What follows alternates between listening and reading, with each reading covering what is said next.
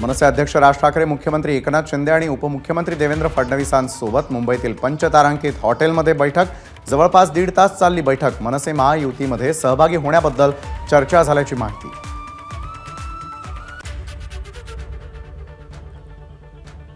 उपमुख्यमंत्री देवेंद्र फडणवीस आणि राज ठाकरेंची काल रात्री उशिरा भेट झाल्याची माहिती। भाजपकडून मात्र वृत्ताचं खंडन।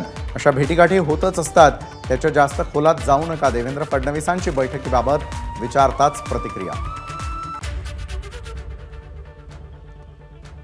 मनसे महायुतीमध्ये येणार असेल तर स्वागत करू, मुख्यमंत्री जो निर्णय घेतील तो मान्य असेल।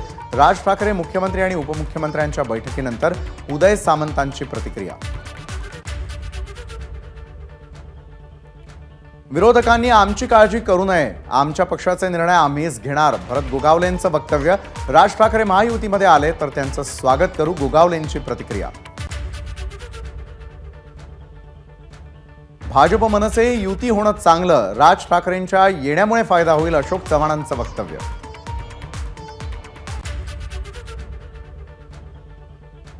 राज ठाकरेंना युतीमध्ये यायचं असेल तर त्यासाठी आजची बैठक महत्त्वाची। राज ठाकरे युतीमध्ये आल्यानं हिंदुत्वाचा विचार भक्कम होत असेल तर इतरांनी टीका करण्याचं कारण नाही, नितेश राणेंचं वक्तव्य।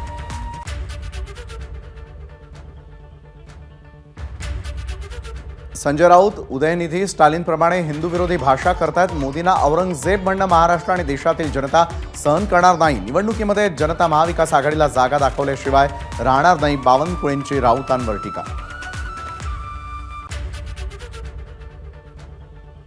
उद्धव ठाकरे जितक्या सभा करतील तेवढी त्यांच्या मतांची टक्केवारी कमी होईल।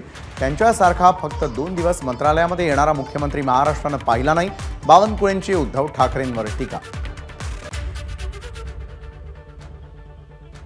अजित पवारांचा तोल सुटला पण त्यांना पश्चाताप झाला असेल, शरद पवारांच्या भगिनी सरोज पाटील यांचं वक्तव्य।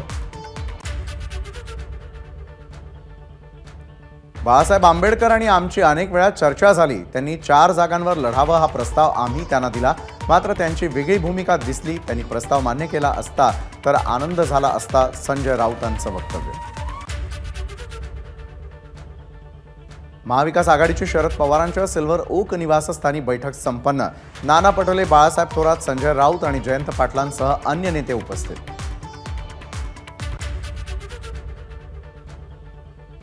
प्रकाश आंबेडकरांसह मित्रपक्षांशी चर्चा सुरू। 2 दिवसात महाविकास आघाडीचं जागावाटप जाहीर करू, नाना पटोलेंची माहिती तर सांगलीबाबत चर्चा सुरू असल्याचंही वक्तव्य। लोकसभा निवडणुकीच्या पार्श्वभूमीवर बीआरएस पुन्हा ॲक्शन मोडवर। प्रकाश आंबेडकर आणि के चंद्रशेखर राव यांच्यामध्ये फोनवरून चर्चा। केसीआर यांचा निरोप घेऊन मराठवाड्यामधील भारत राष्ट्र समितीचे नेते कदीर मौलाना अकोल्यामध्ये प्रकाश आंबेडकरांच्या भेटीला। स्वतःला महासत्ता म्हणतात पण भाजपला एक माणूस जमा करावा लागतोय, यावरून जनमत त्यांच्या विरोधात आहे हे स्पष्ट होत आहे। सगळे एकत्र आले तरी उद्धव ठाकरे त्यांना पुरून उरतील, अंबादास दानवेंना विश्वास। महाविकास आघाडीमध्ये सांगली लोकसभेचा तिढा कायम, काँग्रेसच्या संभाव्य यादीमध्ये विशाल पाटलांचं नाव कायम। ठाकरे गट काय भूमिका घेणार याकडे लक्ष। सांगली लोकसभा जागेवरून शिवसेना ठाकरे आणि काँग्रेसमधला तणाव वाढला। मिरजेमधील आजच्या उद्धव ठाकरेंच्या जनसंवाद मेळाव्यावर काँग्रेसचा बहिष्काराचा निर्णय, काँग्रेसनं नाकारलं मेळाव्याचं निमंत्रण। कोल्हापूरची जागा आम्ही हसत हसत सोडली, त्यामुळे सांगलीची जागा लढवावी अशी कार्यकर्त्यांची इच्छा आहे। पारंपरिकरित्या सांगलीची जागा काँग्रेसची आहे, पण आम्हाला वाटतं आम्ही जिंकूच, संजय राऊतांना विश्वास। कुणी काहीही म्हटलं तरी सांगलीची जागा ही ठाकरे गटाचीच आहे, चंद्रहार पाटील हे आमचे उमेदवार असतील, अंबादास दानवेंची माहिती। धाराशिवमध्ये खासदार ओमराजे निंबाळकरांचा गाव भेट दौरा।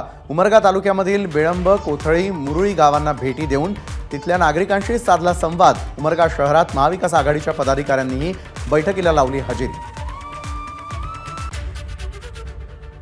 पुरंदरमध्ये विजय शिवतारेंनी बोलावलेली पदाधिकाऱ्यांची बैठक पुढे ढकलली।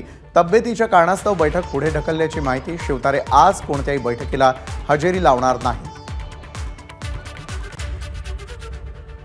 अमरावती लोकसभा मतदारसंघ काँग्रेसकडे येण्याची शक्यता। अमरावतीमध्ये प्रामुख्याने बळवंत वानखेडे यांच्या नावाची चर्चा सुरू। लवकरच घोषणा व्हायला हवी, यशोमती ठाकूर यांचं वक्तव्य।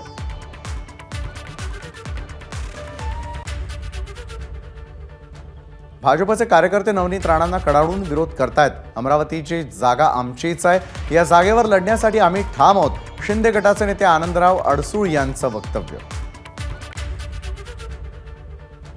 अमरावतीत धमक्या देऊन प्रचार केला जातोय। राणा दाम्पत्याकडून प्रहारच्या कार्यकर्त्यांचा प्रचारासाठी वापर।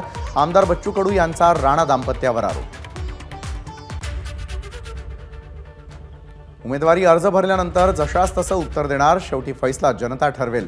माजी आमदार वसंतराव चव्हाण यांची अशोकराव चव्हाण यांच्यावर टीका। रामटेक लोकसभा मतदारसंघामधून युवक काँग्रेसचे प्रदेशाध्यक्ष कुणाल राऊत यांनी मागितली उमेदवारी। किशोर गजभिये, रश्मी बर्वेही निवडणूक लढण्यास इच्छुक। या गोंधळामुळे काँग्रेस नेतृत्व वेगळाच तोडगा काढणार असल्याची चर्चा।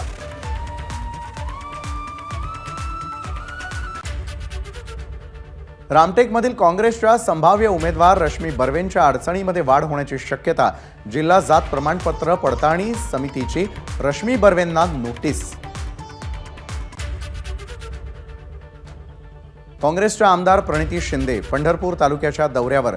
कवठाळी गावात दौऱ्यादरम्यान मराठा आंदोलक आक्रमक। शरद पवार गटाचे नेते अभिजित पाटलांच्या मध्यस्थीनंतर मराठा आंदोलनाला पाठिंबा असल्याचं प्रणिती शिंदेंचं वक्तव्य।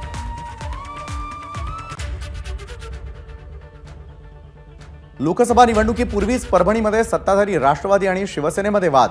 राष्ट्रवादीचे जिल्हाध्यक्ष आमदार बाबाजानी दुर्राणी यांना हद्दपार करण्याची शिवसेनेची मागणी। दुर्राणी यांनी केली शिवसेनेच्या कामाच्या चौकशीची मागणी। रत्नागिरी सिंधुदुर्ग लोकसभा मतदारसंघात विजयी उमेदवाराचं नाव घोषित झालं, पण पराभूत होणाऱ्या उमेदवाराच्या नावाची उत्सुकता कोकणाला लागलेली आहे। ठाकरे गटाचे नेते सतीश सावंत यांची राणे आणि सामंतांवर टीका। बुलडाण्यामध्ये काँग्रेस आणि शरद पवार गट निवडणूक लढवण्यासाठी इच्छुक नाही, त्यांना उमेदवार मिळत नाही, म्हणूनच ती जागा ठाकरेंच्या गळ्यामध्ये बांधली जाते आहे। खासदार प्रतापराव जाधवांची टीका। आचारसंहितेचा भंग केल्याप्रकरणी हिंगोली रेल्वे स्टेशन मास्तरवर गुन्हा दाखल। आचारसंहिता लागू असताना रेल्वे स्टेशनवर नरेंद्र मोदींचं बॅनर ठेवल्यानं गुन्हा दाखल। एबीपी माझा, उघडा डोळे बघा नीट।